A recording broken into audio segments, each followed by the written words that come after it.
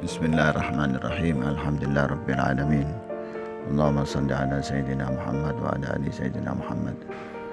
Ini adalah penjelasan yang terjadi belakangan ini sangat gencar, yaitu adanya liberalisasi. Liberalisasi ini memasuki segala macam sektor. Ya, dunia ini dipaksa untuk terbuka sebuka-bukanya, sebebas-bebasnya. Ya, lalu mereka yang telah siap, mereka akan menguasai. Mereka dengan segala macam cara akan memaksakan cara berpikir mereka. Nah, yang jadi masalah adalah pada saat mereka meliberalisasi agama. Nah, ini sekarang yang terjadi seperti itu. Nah, kita memang tidak boleh lengah di sini, dalam arti bahwa liberalisasi ini dikaitkan dengan kemajuan suatu bangsa. Liberalisasi ini dikaitkan dengan bahwa semua agama itu sama, gitu ya. Liberalisasi ini dikaitkan dengan kebaikan-kebaikan, padahal yang ditampilkan itu adalah sesuatu yang samar. Ya, mereka tidak menampakkan hakikat sebenarnya dari liberalisasi itu apa, gitu ya. Ini yang kita sering lalu dikaitkan dengan toleransi. Lalu orang yang tidak toleran disebut intolerans.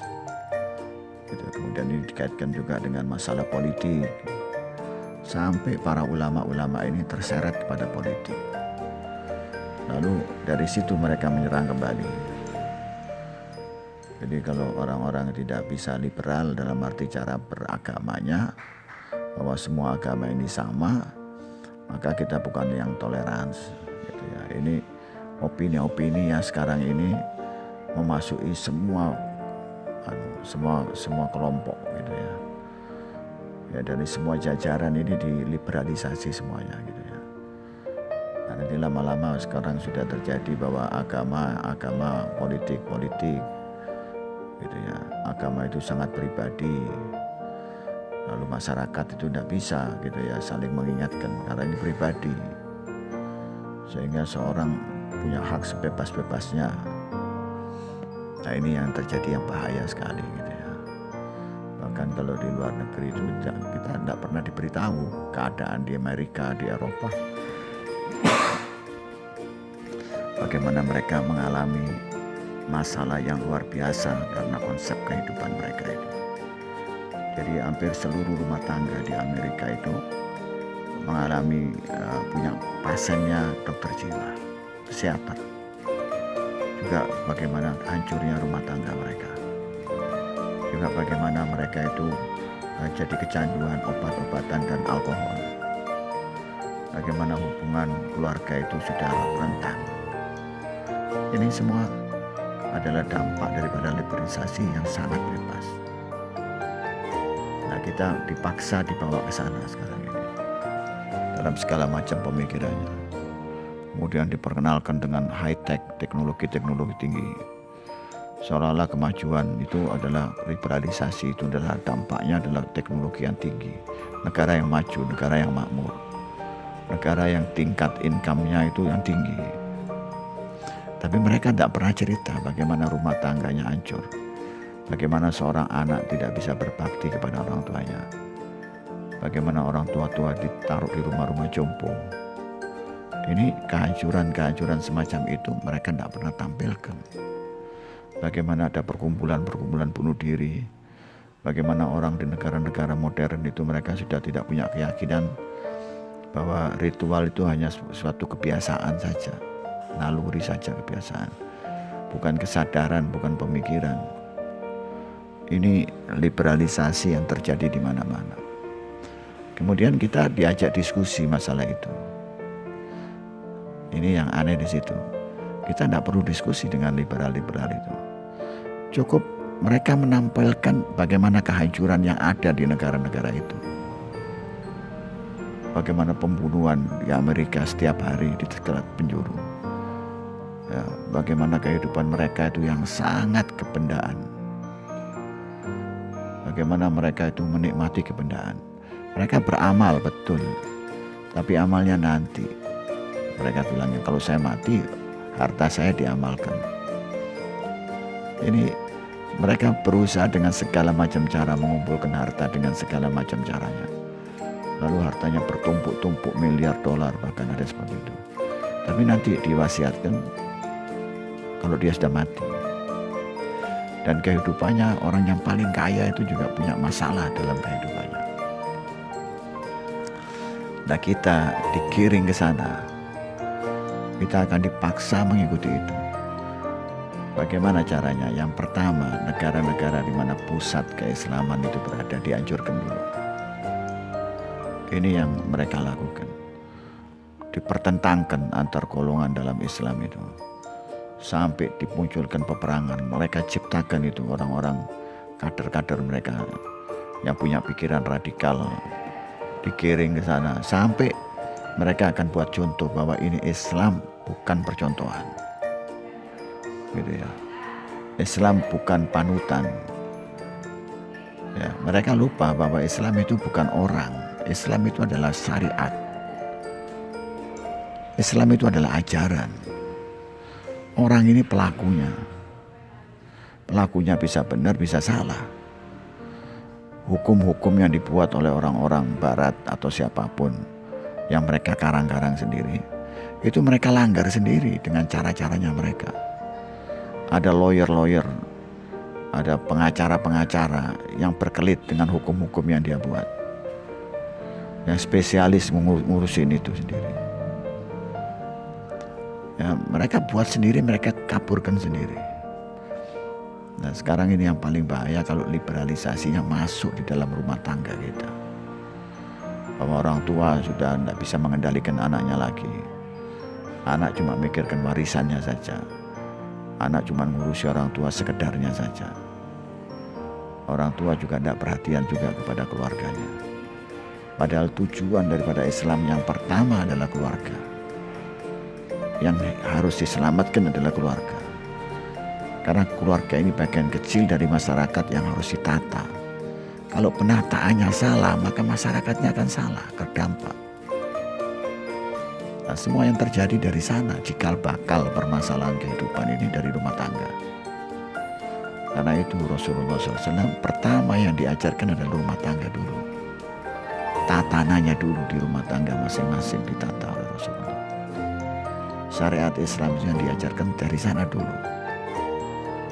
Hubungan kasih antara keluarga, anak dengan orang tua dengan suami, dengan istrinya, suami, istri dan sebagainya. Ini tatanan yang harus dijaga. Nah, anehnya pada saat Islam menjaga itu, kita diserang dari titik toleransi yang mereka sendiri tidak punya. Mereka tidak punya toleransi itu sebetulnya. Kalau kita masuk ke Eropa, ke Amerika, itu orang perempuan dipajang-pajang di Jepang dan di mana-mana itu. Untuk hiasan diperjualbelikan, tidak apa-apa itu. Tapi kalau begitu orang itu menata orang Islam, wanita-wanita, dikasih kerudung, dijaga, mereka kecam. Karena itu kebebasan yang dilanggar. Bagaimana orang menjaga seorang perempuan di harkatnya? Karena ini tempatnya bayi rahim yang akan mendidik rumah tangga itu dijaga oleh Islam. Tapi mereka kaburkan itu dengan teori gender lah, teori macam-macam. Dan sekarang ini mereka ingin membebaskan perkawinan sejenis. Ini praktek-praktek liberal ini yang nantinya itu akan menyebabkan bahwa orang itu baik kalau berbuat baik sesamanya. Kebaikan pertama itu pada dirinya dulu. Menyelamatkan dirinya dulu, nanti kita akan mempertanggungjawabkan yang Allah beri kepada dirinya dulu. Gitu ya.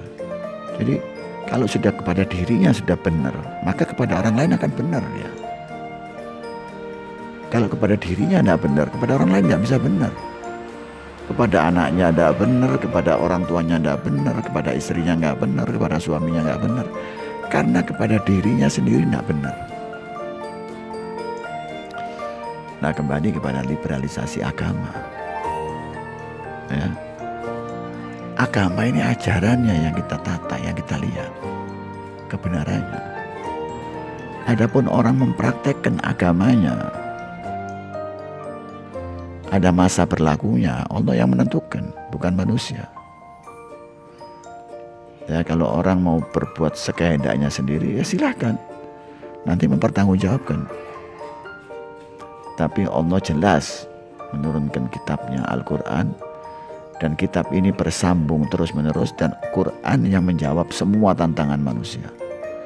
Dan tidak ada yang manusia yang bisa menjawab tantangan Al-Quran, bahwa ini adalah kitab wahyunya Allah yang suci, yang benar, yang terjaga, dan manusia tidak mungkin bisa menirunya.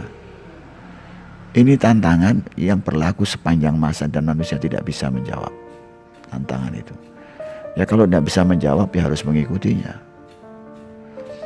Nah, yang harus kita pahami, kita bisa saja bersalah kepada Allah, bisa saja kita berbuat salah setiap hari, tapi kita dianjurkan setiap hari bertobat, mengaku salah kepada Allah. Dan itu sampai kita bosan, katanya Allah, sampai kita bosan. Tapi Allah tidak akan bosan menerima makhluknya, karena Allah sangat cinta kepada manusia.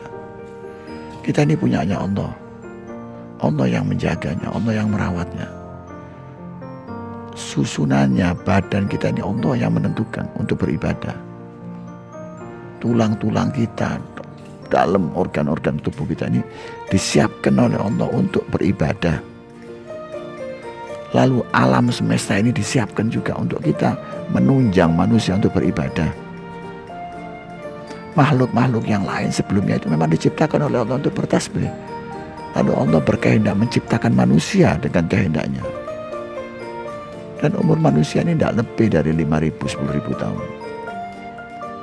Padahal jutaan tahun lalu sudah ada manusia-manusia yang purba. Nah, ini yang mesti kita pahami, supaya di bulan Ramadan ini kita benar-benar menghayati, menikmati, dan bersyukur kepada Allah, bahwa kita ditakdirkan sebagai umatnya Nabi Muhammad. Ditakdirkan kita mengenal Allah dengan caranya Allah, dengan kehendaknya Allah. Mudah-mudahan ini bisa menenangkan kita dalam keadaan kebingungan apa saja di dunia ini. Juga anak-anak kita, keluarga kita, supaya bisa memahami hakikat syariat yang dianjurkan oleh Allah. Wabillahi taufiq wal hidayah. Wassalamualaikum warahmatullahi wabarakatuh.